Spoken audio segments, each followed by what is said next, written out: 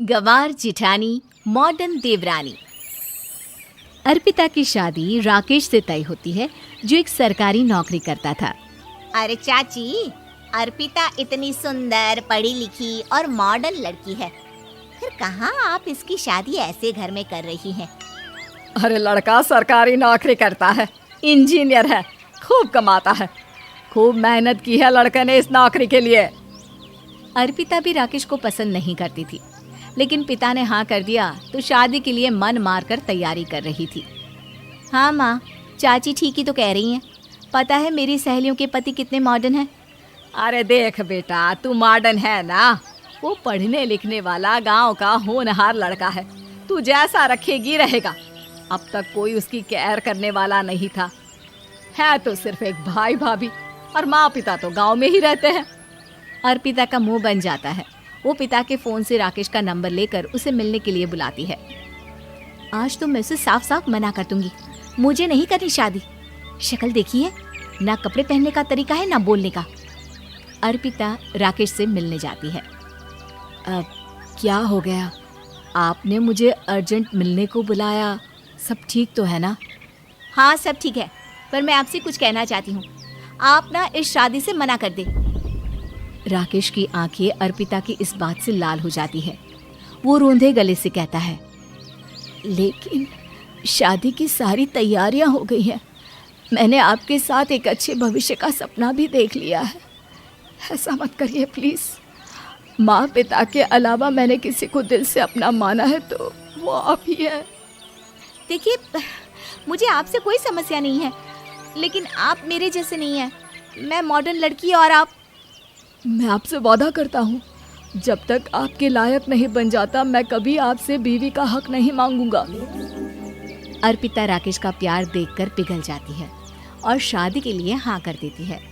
दोनों की शादी हो जाती है, लेकिन शादी के बाद राकेश की भाभी, जो कि पूरी देहाती थी। ए राकेश, उठ, जब पानी भर कर ला और तेरी बीवी को बोल के चूल्हा लगा दिया है, रोटी बना ले। क्या है ये सब? और तुम्हारी भाभी इस तरह चिल्ला क्यों रही है? क्या करूं, भाभी ही खाना बनाती है और मुझे पढ़ने के लिए इस घर में रखा, तो मैं घर का सारा काम कर देता हूँ। अब तुम आ गई हो, अपने तरीके से देख लो। ये मकान तो तुम्हारे पापा ने बनवाया था ना, शहर में, ताकि बेटा पढ़ाई कर सके। हाँ, पर भाभी ही पूरे घर में रहती है। ठीक है, देखो आप। अर्पिता बाहर जाती है। सूट पहनी अर्पिता को देखकर जेठानी का पारा हाई हो जाता है। ए शहर की हीरोइन, यहाँ ना चलेगा ये सब, समझी? साड़ी पहनो, साड़ी। वो नारंगी वाली निकाले हैं तुम्हारे लिए, जिसमें हरे रंग का फूल बना है, और सीधे पहुंचो रसोई में। मेरे आगे नहीं चलेगा ये सूट बूट का नाटक, समझी? देखिए भाभी, आप बड़ी हैं, आपने राकेश की पढ़ाई में मदद की, लेकिन ये मकान इनके पिताजी का है, तो मैं अपना पोर्शन अलग कर रही हूँ।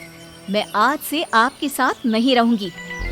जेठानी का तो मानो पारा ही हाई हो जाता है।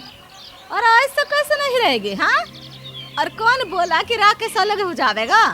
वो अपने भाई के बिना नहीं रहता। आज देखिए तो, देखिए कल के आई छोरी क्या बोल रही है।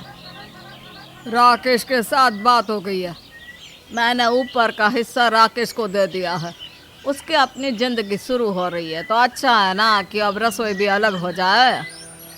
अर्पिता राकेश की ओर फक्र से देखती है कि उसने अर्पिता के लिए स्टैंड लिया। अर्पिता बाजार में जाकर सारा रसोई का सामान ले आती है। पिता के दिए सामान से घर सजाती है और अपने तरीके से पूरे घर की सजावट करती है। शाम को राकेश ऑफिस से आता है। कुर्ता पजामे में राकेश को देखकर, अरे ये क्या पहना है?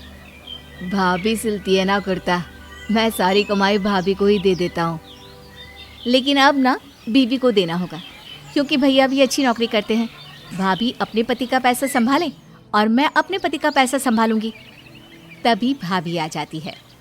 अरे देखो, बहुत हो गया। हाँ, अलग रहने तक तो ठीक था, लेकिन पैसा हम एक फूटी कौड़ी नहीं देंगे। बचपन से तुम्हारे पति को हमने पाला है, उसका हिसाब दो। अच्छा, हिसाब चाहिए? कितना पढ़ी है आप जो आपको हिसाब चाहिए? बड़े भाई हैं उनकी, जिन्होंने उन्हें पढ़ाया लिखाया, वो हिसाब मांगेंगे तो जरूर दे दूंगी भाभी। अरे देख, हाँ, अगर तूने पढ़ाई की है तो मैं भी अंगूठा छापना हूँ। अरे 5 की क्लास तक पूरी पढ़ाई की है, समझे? वैसे भी कल इन लोगों के माँ बाबूजी आ रहे हैं गांव से, वही लोग ठिकाने लगाएंगे तुझे। अगले दिन सास ससुर आते हैं, दोनों बहुत ही सीधे लोग।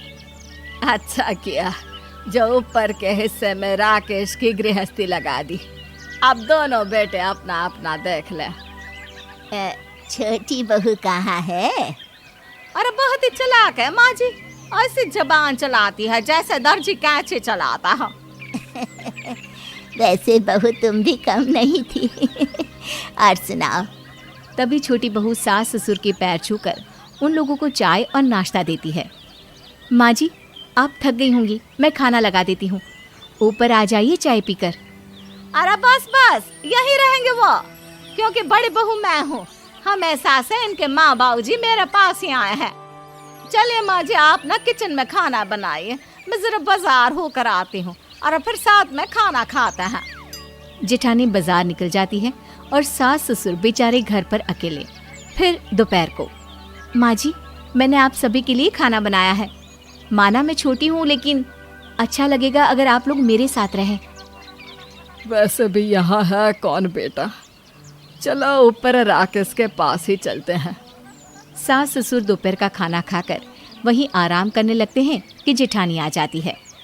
अरे वाह, ये तो वही बात हुई ना, कल की आई को पूरा परिवार और हम अकेले के अकेले। भाभी देखिए, परिवार में प्यार से रहा जाता है, ना कि चालाकी से। अम्मा खाना कैसे बनाती, पहले ही गांव से थक कर आई हैं। हाय रे दया, तो मैं का बाजार से ऐस करके आ रही हूँ। अरे भूख के मारे मेरा सर दर्द हो रहा है, पर यहाँ मेरी फिक्र कौन करेगा। अरे तो किचन में खाना है, लगा देती हूँ मैं भाभी। बड़ी बैठकर खाना खाती है और शाम को जब राकेश घर आता है। अरे राकेश, तू तो पूरा हीरो लग रहा है इन कपड़ों में। ऐसे कपड़े पहले क्यों नहीं पहनता था? राकेश बीवी की तरफ देखता है और फिर कहता है, माँ पहले पहनाने वाली नहीं थी ना। हाँ हाँ, और हम जो हाथ से सिल सिल कर कुर्ता पहनाते थे उसका का? अरे तुम्हारे भैया तो आज भी पहन रहे हैं। तभी अर्पिता सास के लिए कपड़े और ससुर के लिए शर्ट पैंट ला कर देती है। उन लोगों को फ्रिज से ठंडा पानी और टीवी में फिल्म दिखाती है। अरे कब से इनको बोल रहे हैं कि फ्रिज वाले आओ, लेकिन ये है कि मानत ही ना है। बहू, अब तो तुम ही समझाओ ससुर जी को। नहीं पापा, आप फ्रिज मत लीजिए।